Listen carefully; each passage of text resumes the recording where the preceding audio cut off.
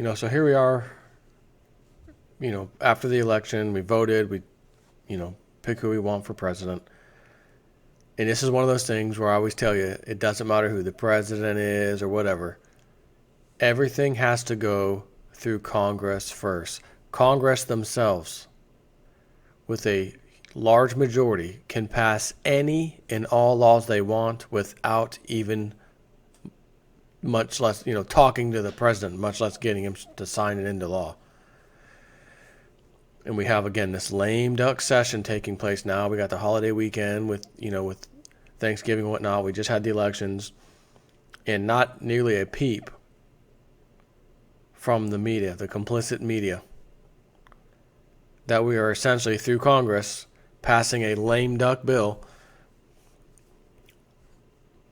to now create no-fly zones in Syria.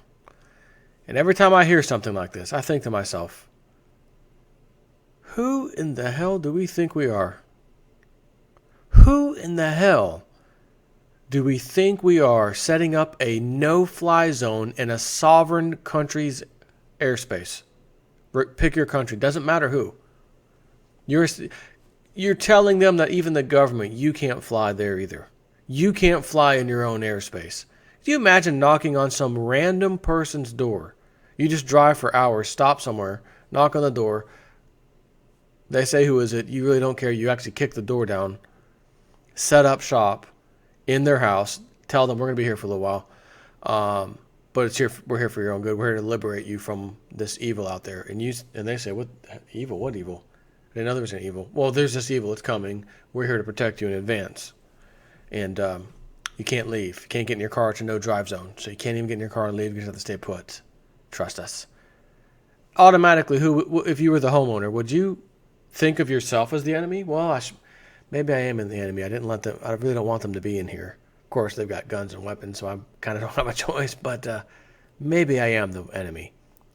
Maybe it was it was 7 years ago, when I didn't bless the food. We had that damn Thanksgiving Day turkey meal, and I just didn't bless the food.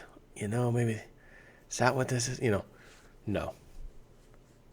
You have a right to be pissed off, and you have a right to say no.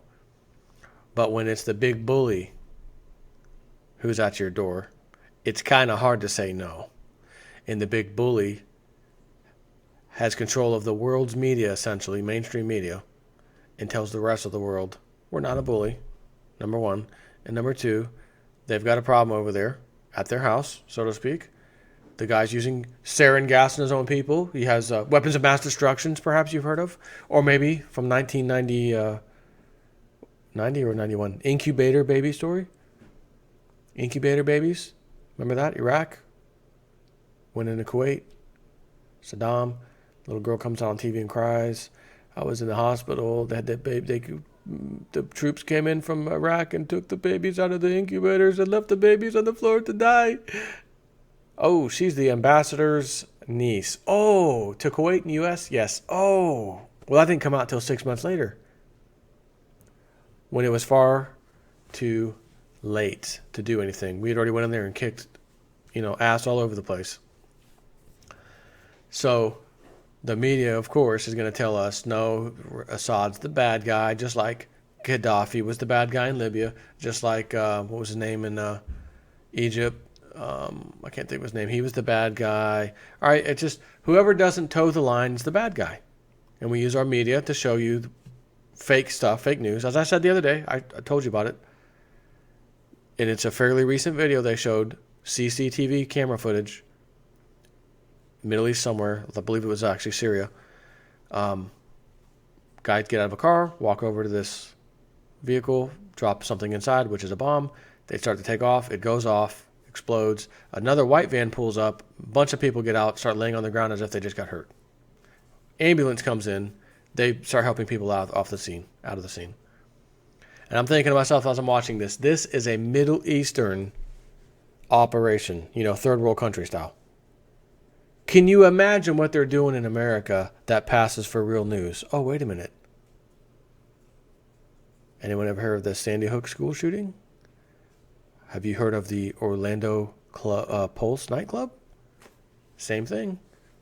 The lady with the little sunglasses, the eyeglasses, and you can see the teleprompter reflecting off her eyeglasses. You can see the exit sign above, the emergency exit sign. Lighting, square lighting, circular lighting, all reflecting off her glasses, and she's supposed to be downtown Orlando in the middle of the street giving an interview. That's how we roll in America. What you saw over there in Syria, that's also how we roll, because the CIA or whoever, one of our alphabet agencies is behind that crap. So, just reading this article, it's actually published Saturday. Media silent as House passes resolution for Syrian no-fly zone, once again provoking a war with Russia. Hillary Clinton's loss was a shock to the purveyors of U.S. military hegemony, who saw in her an easier path to keep the Syria conflict going. Secretary of State Clinton was instrumental in the early days of Syria intervention in 2010, making a series of demands for Syria to get in line behind the U.S. vision for the Middle East, which, as you know, speaking of 2010, they did not get in line. And that was around the same time that Lindsey Williams came out later in 2010 and said in 4 to 5 months, you're going to see an uprising in the Middle East. Out of the uprising, the Muslim Brotherhood will be given power over all these countries, starting with Egypt, going to Yemen, going to Libya, going to Syria, and ending in Saudi Arabia. So 4 to 5 months came, and it happened exactly in the time frame that he said. I mean, like, exactly. So, should we believe this nonsense? Any reasons they give us? No. But the point being, Congress knows we got to do this. We don't want anyone talking about it. They're focused on the election and Thanksgiving coming up. Let's do a little midnight lame duck session kind of a thing like we do and pass a resolution to create a no-fly zone in a sovereign country. It is absolutely incredible that this kind of stuff happens. When Bashar al-Assad, that's the Syrian, leader, refused to roll over, regime change became the talking point of Washington think tanks and mainstream media echo chambers. Clinton promised during her campaign to ramp up action in Syria, to the delight of the same neocons who brought the Iraq invasion. The same ones who promised we are going to find these weapons of mass destruction.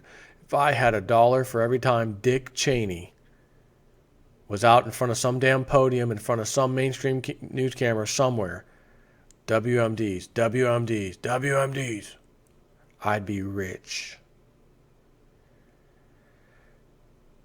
She acknowledged that many civilians would die if the U.S. set up a no-fly zone. Really? But you want to do it again. Establishment of a no-fly zone is the next crucial step toward full-scale war. It would mean Syrian planes could not fly in their own airspace and would bring the disturbing prospect of U.S. planes shooting down Russian planes, which are operating there on invitation from Syria to help battle ISIS. So Syria says we invite Russia to help fight these terrorists. U.S. says we don't want Russian help. We don't want your help.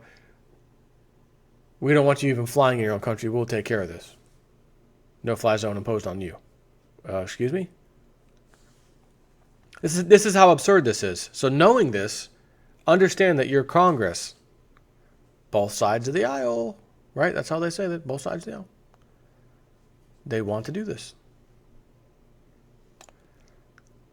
Soon after the presidential election, key warmongers in Congress began formulating plans to make increased conflict a near certainty, complete with the kind of propaganda peddled before the Iraq attack. While everyone was distracted by the election of Trump, 6 representatives took advantage of the lame duck session and suspended what is called the normal rules to bring us H.R. 5732, known as the Caesar Syria Civilian Protection Act. Now, when I see the name that they give, how many times have I come out here? Some of my long-term subscribers, you already know what I'm about to say. And if you had $1 for every time I said this, you'd be rich. And that is, they come out, these politician pieces of crap with this fantastic sounding name of a bill. You know, the Fix Welfare Act of 2013, you know, something like that. Or maybe you heard of one called the Patriot Act, or an even better one, the ACA, Affordable Care Act, which, as you know, ain't no health insurance affordable around here. It ain't no Patriot Act, patriotic, as far as I could tell what's in that bad boy. So here we have a new great sounding bill coming forward. The Syrian Civilian Protection Act of 2016 includes Section 303 titled Assessment of Potential Effectiveness of and Requirements for the Establishment of Safe Zones or a No-Fly Zone in Syria. Now let's think about that. Syria Civilian Protection Act. The Syria Civilian Protection Act of 2016. But as I said, I just read you earlier, Clinton acknowledged in 2010, she acknowledged that many civilians would die if the U.S. set up a no-fly zone. Fast forward to today. The Syrian Civilian Protection Act. So we're protecting civilians. That's what they're telling us the name of this act is, so that's good. Establishment of a no-fly zone in Syria.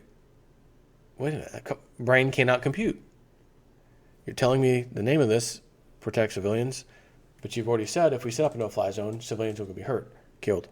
What brain doesn't understand? Commence self-destruction mode. This is what we call U.S. military or U.S. politics hegemony.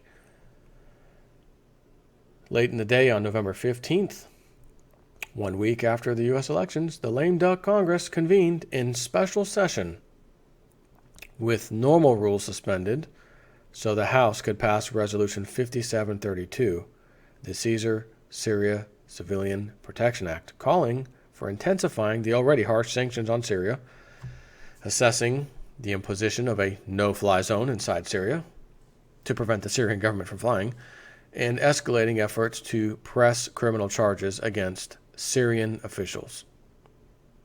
Most strikingly, the resolution calls for evaluating and developing plans for the United States to impose a no-fly zone inside Syria, a sovereign nation, an act of war that also would violate international law as an act of aggression.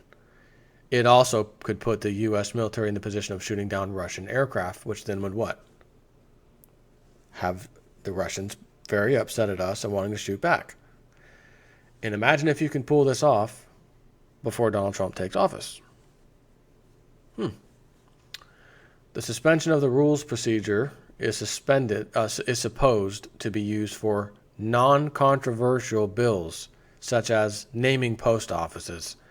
But this small group of lawmakers used it to pass a drastically important bill. The blatant abuse of power shows the desperation in the neocon ranks. Donald Trump has spoken out against regime change, but considering his unpredictable behavior, the actual position of his coming administration is anybody's guess. Trump's pick of Lieutenant General Michael Flynn as National Security Advisor is not a good portent. Earlier this month, Flynn strongly supported Turkish President Erdogan in an op-ed at The Hill, suggesting he is under siege by radical Islam and desperately needs our help. Flynn seemed to dismiss Erdogan's crackdown on political dissidents and the dubious circumstances of the attempted coup, which allowed Erdogan to solidify his power. It may be no coincidence that just days ago, Turkey, a NATO ally, urged the U.S. to move forward with a no-fly zone in Syria. Incidentally, no one seemed to have paid attention to a damning investigative report finding that the Turkish government under President Erdogan is covertly providing direct military, financial, and logistical support to ISIS, even while claiming to fight the terror network. That kind of sounds like us. Like Trump said, Hillary and folks created ISIS. These are terror groups, rebel groups, off the radar type of groups. We give them money, we give them ammo, we give them weapons, we give them billions and billions of dollars to go fight so that we can just stand back. Well, we don't know what's happening. The place is in ruins. Civilians are dying. Women and children are being, they're war torn. We need to go in and help. Could you imagine saying that? Like, picture the Pope. I mean, the Pope with his big old hat, helmet, whatever the hell that thing is, a big, what the hell is that? The little doughboy hat. Got his little doughboy hat on. The Pope's there doing his little hand gestures. Oh, no, doing his satanic chanting. And then says, okay, I'm done with that. Now I'm going to speak. And I'll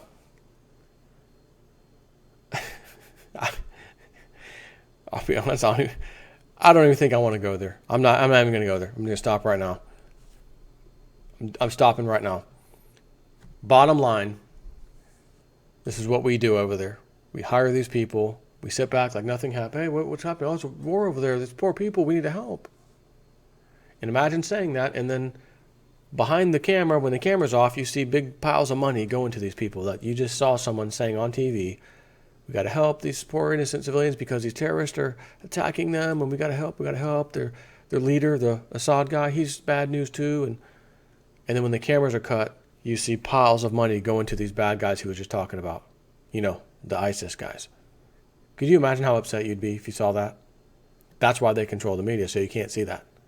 But then when a news story comes out that proves that from alternative media, because the mainstream media wouldn't dare to cover it, we're labeled as false news makers. We are false news outlets. Google will not let us put, AdSense advertising on our websites if they deem us as a false news source. But I think we have a pretty good history lesson here learned with historical evidence of fake news. Did I mention earlier about the weapons of mass destruction in Iraq that never turned up? Did I mention the little girl who cried about the baby incubators being taken out? The whole story never even happened. The whole entire thing was fake. Did I mention that? Did I even mention anything else? I mean, there's plenty I can mention. Answer is no.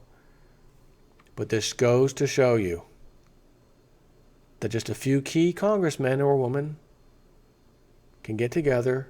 Oh, we can use rules such and such to bypass the normal rules. Use it for our advantage, and then we'll try to get this going. All I can say is I hope, normally bill starts in the Congress and in the House, then it passes, then it goes to the Senate and all that. I'm going to say we can only hope that the Senate squashes it like a cockroach. Or maybe if we're really, really lucky, for some unknown reason, President Obama will veto it for some reason or another. Don't know about that, but, we'll see. Anyways, shouldn't this be on the mainstream news like every day now since this happened? At least once a day, they should be mentioning it, talking about it, how this happened. While we were busy looking over here, they were doing this. We've got these 6 neocons in Congress doing. They won't even dare use the word neocon. You got to get your news from elsewhere. And I'm pleased to tell you, I am at least a piece of that elsewhere, keeping you informed daily. And I'm proud of that. Thanks.